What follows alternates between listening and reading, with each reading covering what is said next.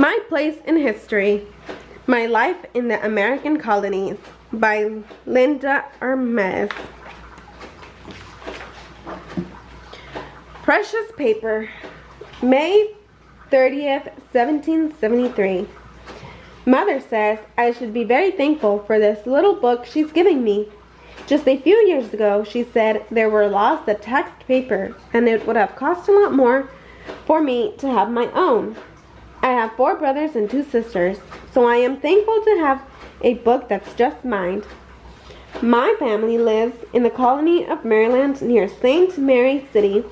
We have a small farm and grow tobacco and some wheat. Notes from history. During the 1700s, many colonial families lived on small farms. Since the whole family worked on the farm, having many children was helpful and common. The 13 colonies.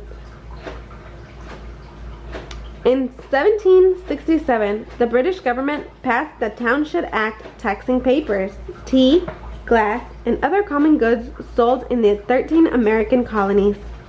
Colonists protested it, saying, "No taxation without representation," and showing the growing unhappiness with British rule. In the fields.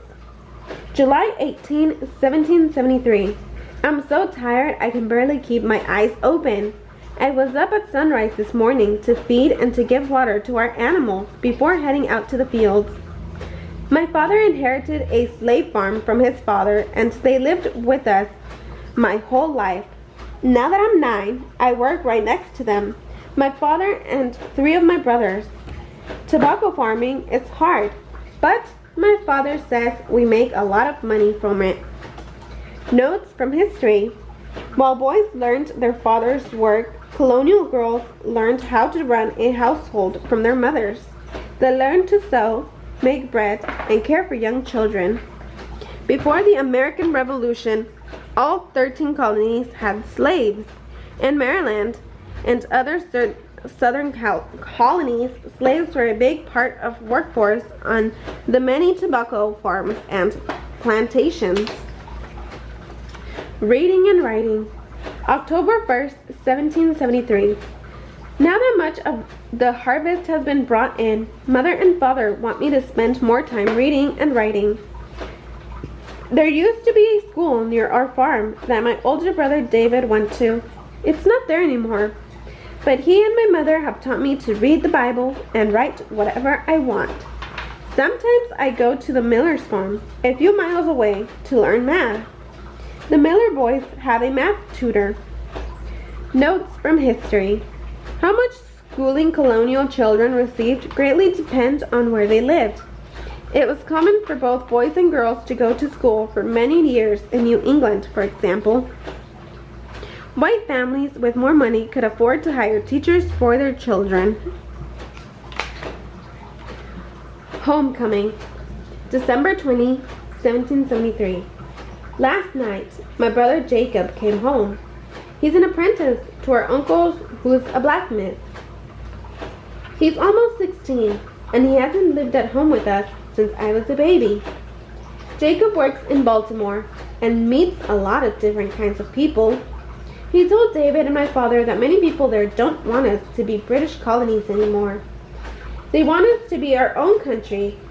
I think it sounds exciting, but Father and David didn't seem too happy. Notes from history. An apprentice is someone learning a trade, such as printing or shoemaking, from a person already working in the trade. Having a child work a trade could be just as helpful to a colonial family as having him work in the fields. He might be able to send earnings back to feed his family. Rebel Worries. February 1st, 1774. I found a letter to my father from my uncle in Baltimore. My dear brother, as you may have heard now, a group of rebels dumped a shipment of tea into Boston Harbor on December 16th. Jacob has been at meetings where men from the city are talking about revolution.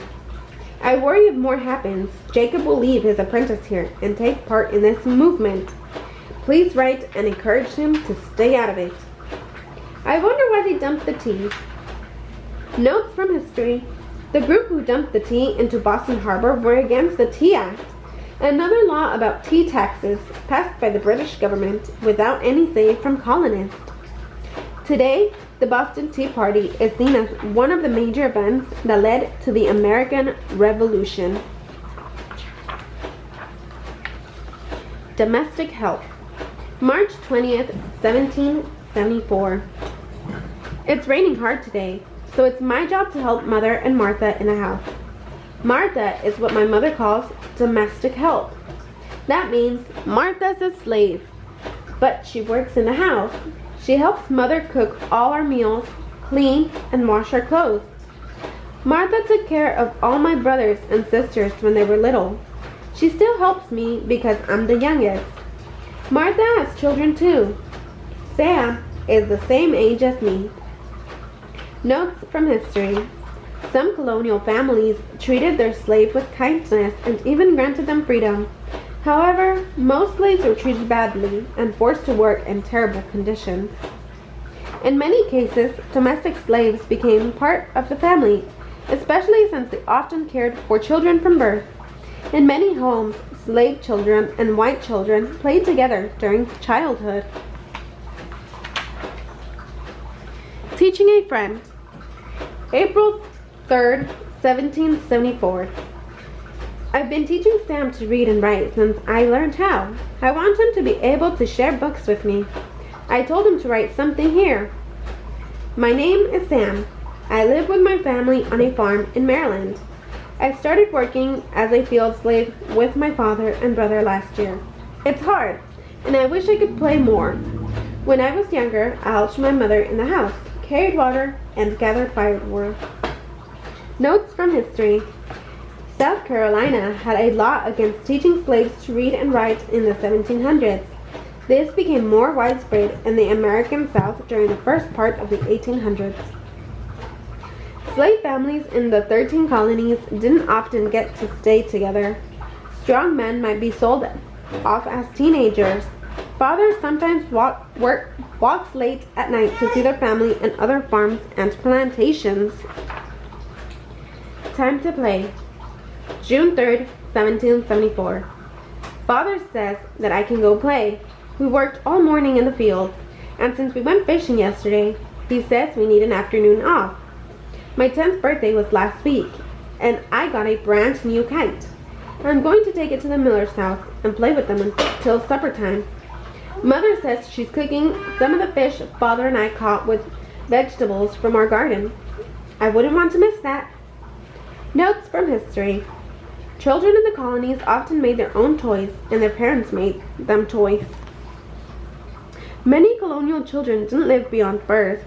Those who did faced many illnesses, such as smallpox and the flu. The doctors didn't know how to treat at the time. An independent future. August 8, 1774. My father received a letter from my brother Jacob today. He read it out loud to my mother, and I listened from the kitchen. Jacob wrote that a group of men are gathering in Philadelphia next week. Many of them are fed up with the British laws. Jacob said he met one of the men going to represent Maryland. I wonder what will happen in Philadelphia. How would my life be different if we weren't part of Great Britain? Notes from history. The First Continental Congress met from September to October 1774. They wrote a list of grievances for the British king and said they'd meet again if the problems weren't fixed. They met again in May 1775 and agreed to a Declaration of Independence. Events leading to the American independence. June 29, 1767. The Township Act go into effect. May 10, 1773. The Tea Act goes into effect. December 16, 1773. The Boston Tea Party occurs. September 5th to October 26, 1774. The First Continental Congress meets and writes a list of grievances.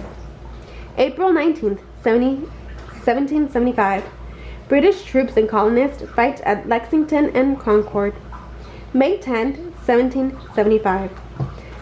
The Second Continental Congress gathers. July 4th, 1776. The Congress agrees on the final Declaration of Independence. The end.